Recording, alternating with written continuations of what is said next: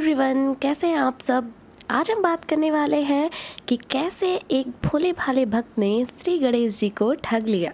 गणेश जी विघ्न विनाशक व शीघ्र प्रसन्न होने वाले देवता हैं। अगर कोई सच्चे मन से गणेश जी की वंदना करता है तो गौरी नंदन तुरंत प्रसन्न होकर उसे आशीर्वाद प्रदान करते हैं। वैसे भी गणेश जी जिस स्थान पर निवास करते हैं उनकी दोनों पत्नियां रिद्धि तथा सिद्धि भी उनके साथ रहती हैं। उनके दोनों पुत्र शुभ व लाभ का आगमन भी गणेश जी के साथ ही होता है।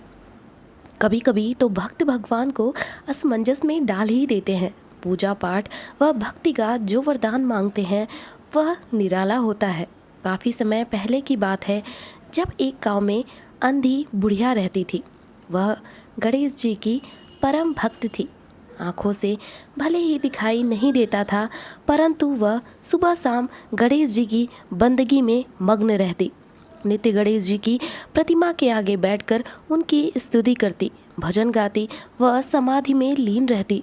गणेश जी बुढ़िया की भक्ति से बड़े प्रसन्न हुए। उन्होंने सोचा, यह बुढ़िया नित्य हमारा स्मरण करती है, परंतु बदले में कभी कुछ नहीं मांगती, का फल तो उसे मिलना ही चाहिए। ऐसा सोचकर गणेश जी एक दिन बुढ़िया के सम्मुख प्रकट हुए तथा बोले, माई, तुम हमारी सच्ची भक्त हो। जिस श्रद्धा व विश्वास से हमारा स्मरण करती हो, हम उससे प्रसन्न हैं। अतः तुम जो वरदान चाहो हमसे मांग सकती हो। बुढ़िया बोली, प्रभु, मैं तो आपकी भक्ति प्रेम भाव से करती हूँ। मांगने का तो मैंने कभी सोचा ही नहीं, अतः मुझे कुछ नहीं चाहिए। गणेश जी पुनः बोले, हम वरदान देने के लिए आए हैं। बुढ़िया बोली, हे सर्वेश्वर, मुझे मांगना तो नहीं आता। अगर आप कहें तो मैं कल मांग लूँगी। तब तक मैं अपने बेटी व बहू से भी सलाह मशवरा कर लूँगी।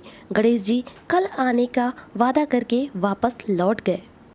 बुढ़िया का एक पुत्र व बहू थे। बुढ़िया ने सारी बात उन्हें बताकर सलाह मांगी। बेटा बोला, माँ, तुम गणेश जी से ढेर सारा पैसा मांग लो, हमारी गरीबी दूर हो जाएगी, सब सुख चैन से रहेंगे। बुढ़िया की बहू बोली, नहीं, आप एक सुंदर पोते का वरदान मांगे, वंश को आगे बढ़ाने वाला भी तो चाहिए। बुढ़िया बेटे और बहू की बातें सुनकर असमंजस में पड़ गई। उसने सोचा, यह दोनों तो अपने अपने मतलब की बातें कर रहे हैं। बुढ़िया ने पड़ोसियों से सलाह लेने का मन बनाया। पड़ोसन भी नेक दिल थी। उसने बुढ़िया को समझाया कि तुम्हारी सारी जिंदगी दुखों में कटी है, अब जो थोड़ा जीवन बचा है वह तो सुख से व्यतीत हो जाए। धन अथवा पोते का तुम क्या करोगी? अगर तुम्हारी आंखें ही नहीं हैं तो यह सांसारिक वस्तुएं तुम्हारे लिए व्यर्थ है। अतः तुम अपने लिए दोनों आंखें मांग लो। बुढ़िया घर लौट आई। बुढ़िया और भी सोच में पड़ गई। उसने सोचा, कुछ ऐसा मांग लूँ जिससे मेरा बहू व बेटे सबका भला हो। लेकिन ऐसा क्या हो सकता है? इसी उधेड़-बुन में सारा दिन व्यतीत हो गया। बुढ़िया कभी कुछ मांगने का मन बनाती तो कभी कुछ, परंतु कुछ भी निर्धारित न कर सकी। दूसरे दिन गणेश जी पुनः प्रकट हुए तथा बोले, आप जो भी मांगेंगे वह हमारी कृपा से हो जाएगा, यह हमारा वचन है। गणेश जी के पावन वचन सुनकर बुढ़िया बोली, हे गणराज, यदि आप मुझसे प्रसन्न हैं तो कृपया मुझे मनवांछित वरदान दीजिए। मैं अपने पोते को सोने के गिलास में दूध पीते हुए देखना चाहती हूँ। बुढ़िया की बातें सुनकर गणेश जी उसकी सादगी व सरलता पर मुस्कुरा दिए। बोले, तुमने तो मुझे ठग ही लिया है। मैंने तुम्हें एक वरदान मांगने के लिए बोला था, परंतु तुमने तो एक वरदान में ही सब कुछ मांग लिया। तुमने अपने लिए लंबी उम्र तथा दोनों आँखें मांग ली हैं। बेटे के लिए धन व बहू के लिए पोता भी मांग लिया है। पोता होता होगा तो ढेर सारे पैसा होगा, तभी तो वह सोने के गिलास में दूध पिएगा।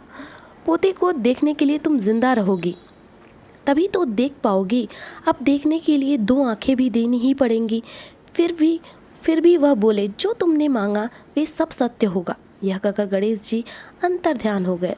कुछ समय पाकर गणेश जी की कृपा से बुढ़िया के घर पोता हुआ। बेटे का कारोबार चल निकला तथा बुढ़िया की आंखों की रोशनी वापस लौट आई। बुढ़िया अपने परिवार सहित सुखपूर्वक जीवन व्यतीत करने लगी। तो दोस्तों, कैसी लगी आपको ये स्टोरी? अच्छी लगी तो इसे शेयर ज़रूर करिएगा। मिलेंगे अगली वीडियो में कुछ नई चीज़ों के साथ।